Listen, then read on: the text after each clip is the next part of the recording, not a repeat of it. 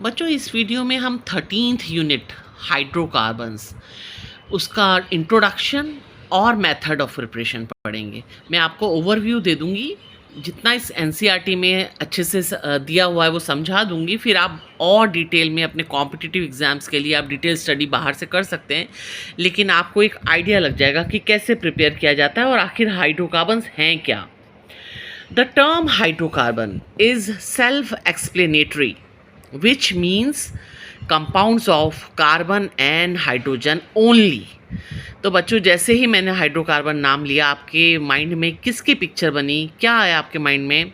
आपके माइंड में आए होंगे जैसा कि आपने 10th क्लास में पढ़े थे, एल्केन, एल्कीन्स, एल्काइंस, फिर आपने बेंजीन पढ़ी थी।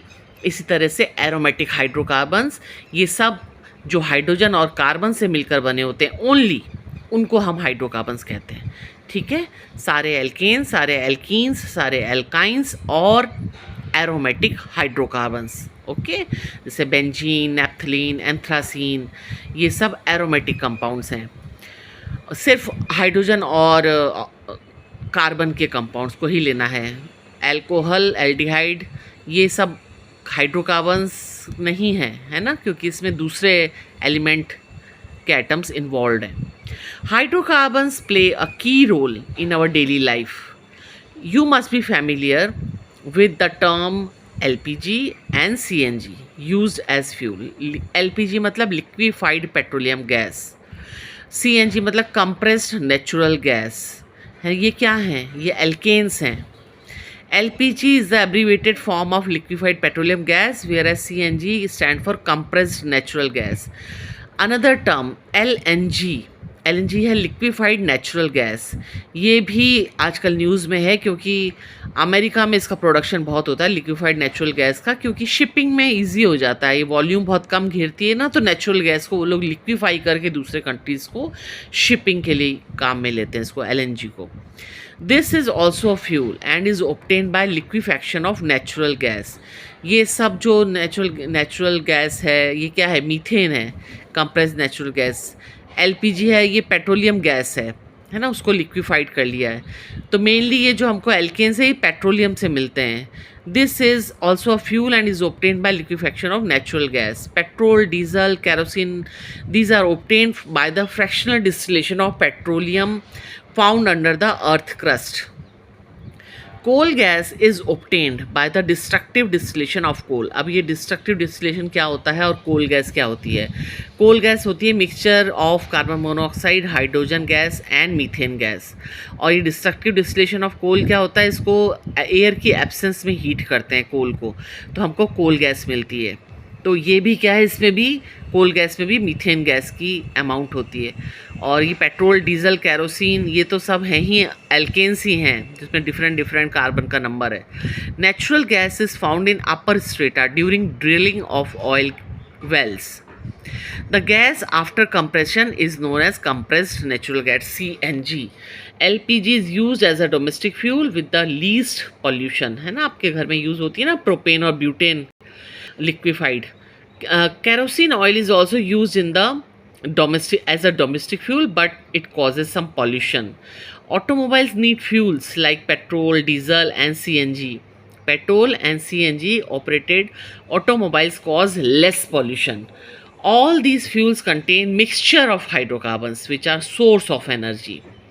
Hydrocarbons are also used for the manufacture of polymers like polythene, polypropylene, polystyrene, etc. Higher hydrocarbons are used as, तो ये सब क्या है? Polythene, polypropylene, polystyrene, these are the kinds of plastics. तो ये हमारे यूज़ देख रहे हैं हम हाइड्रोकार्बन्स के, कि other than as a energy source और fuel we can use them in making plastic, different kinds of plastics, fibres, polymers, different kind of polymers also. Higher hydrocarbons are used as solvents also for paints. They are also used as the starting material for manufacture of many dyes and drugs. Thus, you can well understand the importance of hydrocarbons in your daily life. In this unit, you will learn more about hydrocarbons. अब classification में तो बच्चों मैंने आपको बता ही दिया कि यही है main category, saturated, unsaturated hydrocarbons. फिर आप इसमें ये पढ़ेंगे सारे एल्केन, एल्कीन, एल्काइंस, इनके आइसोमर्स, ये सब आपने 10th में ही पढ़ा हुआ है। एक नया इस 11th के लिए हमारा एक नया टॉपिक है प्रिपरेशन ऑफ हाइड्रोकार्बन्स।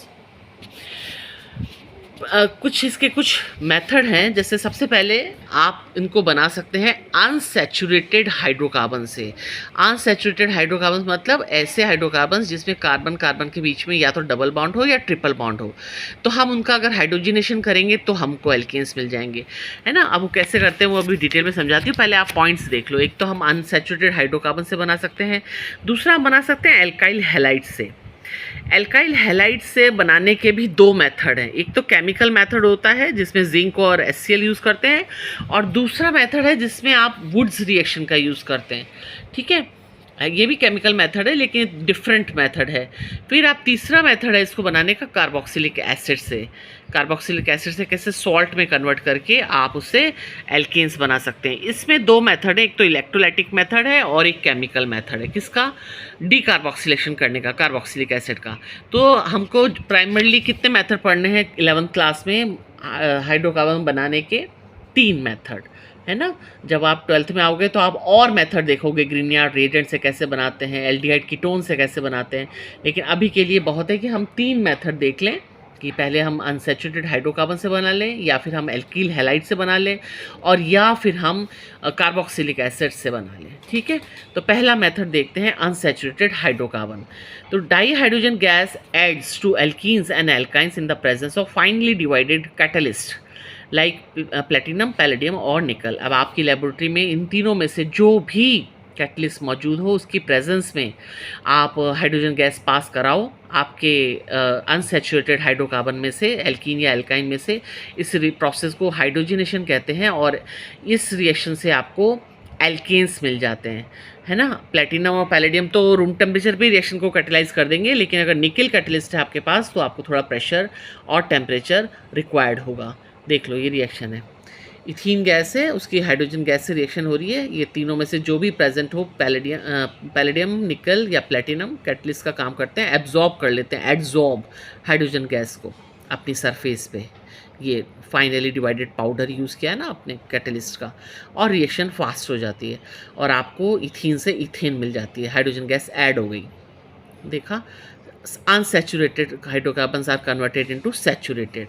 ये देखो, प्रोपीन से प्रोपेन, प्रोपाइन से प्रोपेन, इथीन से इथेन, और लाइक अगर ब्यूटीन होगा तो ब्यूटेन, ब्यूटाइन से भी ब्यूटेन। बस आपको हाइड्रोजन जब एल्काइन लोगे तो 2 मॉलिक्यूल लगेंगे हाइड्रोजन के, और एल्कीन होगी तो 1 मॉलिक्यूल हाइड्रोजन उसको रिड्यूस कर देगा और वो आपको एल्केन में बदल जाएगी। तो बहुत सिंपल मेथड है। दूसरा मेथड है हमारा एल्काइल हैलाइड से। अब आपकी लेबोरेटरी में मान लीजिए एल्कीन्स और एल्काइंस नहीं हैं, तो आपको एल्काइल हैलाइड से भी काम चला सकते हैं। आप एल्काइल हैलाइड लीजिए और उसको जिंक और डाइल्यूट हाइड्रोक्लोरिक एसिड से रिएक्शन कराओ। तो ये देखो, ये एल्काइल हैलाइड है, उसकी हाइड्रोजनेशन कराया आपने जिंक और HCl की प्रेजेंस से। मालूम है आपको हाइड्रोजन गैस बनती है, तो आप एल्काइल हैलाइड ले लो, जिंक ले लो और HCl ले लो, डाइल्यूट सल्फ्यूरिक हाइड्रोक्लोरिक एसिड। ये सब होंगे आपकी लैब में।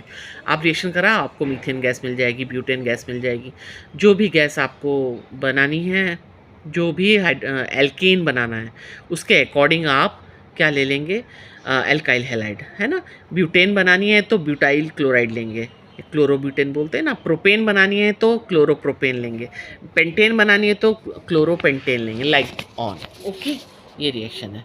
क्लोरोइथेन से इथेन गैस मिल जाएगी, हाइड्रोजन गैस बनेगी जिंक और HCl डालते ही, और वो रिएक्शन करके आपको रिड्यूस कर देगी, आपके एल्काइल हैलाइड से आपको एल्केन मिल जाएगा, ठीक है।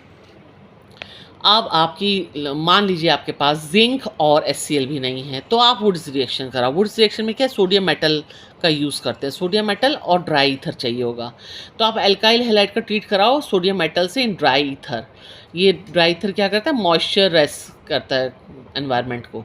ड्राई ईथर की प्रेजेंस में क्या होगा? सोडियम मेटल जो है वो एल्काइल हैलाइड से रिएक्शन करके, देखो किस तरह से रिएक्शन होती है, और आपको ये एल्केन में कन्वर्ट कर देगा, ठीक है, लेकिन इसमें एक है कि आपको एसेंट ऑफ सीरीज़ हो रहा है, मतलब आपने एल्काइल हैलाइड लिया है एक कार्बन वाला, तो जो आपको एल्केन मिलेगा ना वो उससे डबल नंबर ऑफ कार्बन होगा उसके अंदर। जैसे मान लीजिए ये देखो, आपने अगर ब्रोमो इथेन लिया है तो आपको ब्यूटेन मिलेगा, क्योंकि इथेन के जो इथाइल ग्रुप है वो 2 मॉलिक्यूल्स उसमें से ऐड करेंगे आपस में और आपको डबल नंबर ऑफ कार्बन मिलेगा। ठीक है, देख रहे हो आप?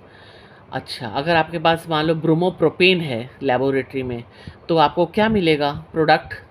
आपको मिलेगा हेक्सेन, है ना? ब्रोमोप्रोपेन के 2 मॉलिक्यूल रिएक्ट करेंगे इन the presence of 2 molecule of Na and 2 atoms of Na and they will give you normal hexane. तो ये वुड्स रिएक्शन है जो कि हायर एल्केन्स को प्रिपेयर करने में काम आती है, जिसमें कि even number of carbon atoms हो। अब इन्होंने एक क्वेश्चन पूछा है कि what will happen if you use 2 different kinds of alkyl halide. जैसे मान लीजिए आपने इथाइल ब्रोमो इथेन और ब्रोमो मीथेन यूज़ कर लिया, तो आपको मिलेगा तो सही एल्काइल हैलाइड, वो एल्केन्स तो मिलेंगे, क्योंकि एक आपको प्रोपेन मिलेगा इवन ऑड नंबर वाला, लेकिन उसकी जो क्वांटिटी है ना, यील्ड अच्छी नहीं होती है। इसलिए वुड्स मेथड को ऑड नंबर के एल्केन्स बनाने में यूज़ नहीं किया जाता। यील्ड अच्छी नहीं होगी ना, क्योंकि ये जो बनेगा ना फ्री रेडिकल मैकेनिज्म से रिएक्शन प्रोसीड करती है, तो जो एल्किल ब्रोमाइड है वो अलग अलग तरह के लिए हैं आपने, तो अलग अलग तरह से लेने से उनके खुद के जो फ्री रेडिकल्स बनेंगे वो आपस में भी रिएक्शन करेंगे और एक दूसरे के ऊपर भी रिएक्शन करेंगे, तो आपको तरह तरह के प्रोडक्ट का मिक्सचर मिलता है, एक पर्टिकुलर प्रोडक्ट की यील्ड कम मिलती है। तीसरा मेथड है कार्बोक्सिलिक एसिड से, है ना? अब आपके पास कार्बोक्सिलिक एसिड है, अब वो जानते हो आपकी बहुत स्ट्रॉन्ग इलेक्ट्रोलाइट नहीं है कार्बोक्सिलिक एसिड, तो आप उसको क्या करो, उसको सॉल्ट में कन्वर्ट कर लो। सॉल्ट जो होता है ना कार्बोक्सिलिक एसिड का, वो एक स्ट्रॉन्ग इलेक्ट्रोलाइट होता है। जैसे आपका सोडियम एसीटेट है, मान लीजिए है ये लिखा सोडियम एसीटेट का, ये सोडियम इथेनॉइड इसका यूपीएससी नेम है। इसको आप सोडा लाइम की प्रेजेंस में हीट करो। जैसे सोडा लाइम क्या होता है, NaOH और CaO का मिक्सचर, है ना? कैल्शियम ऑक्साइड, क्विक लाइम भी बोलते हैं इसको, और NaOH सोडा, तो इनको मिक्स कराया और उसकी रिएक्शन कराई, तो क्या होगा इसमें से, इसके पूरा जो CO2 ग्रुप है ना, ये निकल जाएगा और आपके पास जो मिथाइल ग्रुप है वो कन्वर्ट हो जाएगा मीथेन में। ठीक है, अगर मान लीजिए सोडियम प्रोपेनॉइड लिया होता तो फिर क्या बनता आपके पास, आपका एक CO2 तो निकल जाता, तो आपको इथेन मिलती बच्चों, एक कार्बन लेस वाली एल्केन बनती है इसके अंदर, है ना? आपको जितने भी कार्बन एटम वाला आपने सॉल्ट लिया है उससे एक कार्बन कम वाला आपको एल्केन मिलेगा। ठीक है, तो मान लीजिए देखो कितना अच्छा सम पूछा है इन्होंने कि sodium salt of which acid will be needed for the preparation of propane. अब प्रोपेन बनानी है तो आपको सोडियम का ब्यूटेनॉइक एसिड के साथ सॉल्ट बनाना होगा, एक कार्बन ज़्यादा वाला सॉल्ट बनाओ, ताकि क्योंकि CO2 की फॉर्म में एक कार्बन तो निकल ही जाने वाला है, तो आपको जो एल्केन मिलेगा उसमें तो एक कार्बन कम नंबर हो ही जाएगा।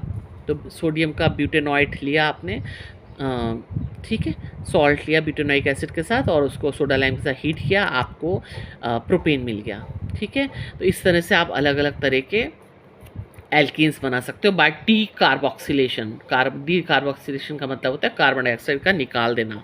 दूसरा मेथड है electrolytic method, Kolbe's electrolytic method. इसमें एक्वस सॉल्यूशन लेते हैं सोडियम या potassium salt of carboxylic acid. वही रीज़न है कि सॉल्ट जो है वो स्ट्रॉन्ग इलेक्ट्रोलाइट है, तो इलेक्ट्रोलाइसिस करने पे वो आपको एल्केन्स देगा इवन नंबर के। देखो क्या रिएक्शन हो रही है, सोडियम एसीटेट है, ये इलेक्ट्रोलाइसिस के बाद आपको नेगेटिव और पॉजिटिव आयंस देगा ना, ये पूरी कंप्लीट रिएक्शन लिख दी है। देखो किस तरह से डबल नंबर, जैसे उसमें मिथाइल सोडियम इथेनॉइड था तो कार्बन डाइऑक्साइड तो निकालना ही है हमको, और बाकी जो है जो एल्काइल ग्रुप है वो आपस में जुड़ के आपको डबल नंबर वाला क्या दे देगा, एल्केन। तो इसका रिएक्शन मैकेनिज्म देखो कैसे बनता है। ये सोडियम इथेनॉइड है, वो डिकम्पोज होकर आपको इथेनॉइड और सोडियम आयन देगा। एनोड पे जाएंगे नेगेटिव आयंस, एसीटेट आयन जाके और फ्री रेडिकल बनाएंगे एसीटेट, और आपको मिथाइल फ्री रेडिकल मिलेगा, जो मिथाइल फ्री रेडिकल दूसरे मिथाइल फ्री रेडिकल रिएक्शन करके इथेन गैस बना देगा, जो कि एक एल्केन है। ठीक है, और CO2 भी निकल जाएगी। कैथोड पे जो है सोडियम नहीं जाता है, वाटर का रिडक्शन होता है और वो आपको OH और हाइड्रोजन रेडिकल देगा और हाइड्रोजन गैस मिलेगी। तो methane can not be prepared by this method, क्योंकि मीथेन में तो एक ही कार्बन है और इसमें तो डबल कार्बन वाला आपको मिनिमम जो है वो 2 कार्बन वाला प्रोडक्ट मिलेगा। अच्छा, मान लीजिए आपको ब्यूटेन बनानी है, तो आपको क्या क्या चाहिए होगा? ब्यूटेन बनानी है तो आपको क्या लेना पड़ेगा? सोडियम का कौन सा सॉल्ट लेना पड़ेगा? अभी आपने क्या लिया है? सोडियम इथेनॉइट लिया है, तो आपको कौन सी गैस मिली है? इथेन। तो सोडियम ब्यूटेनॉइट ही लेना पड़ेगा, है ना? तो उससे आपको ब्यूटेन गैस मिल जाएगी।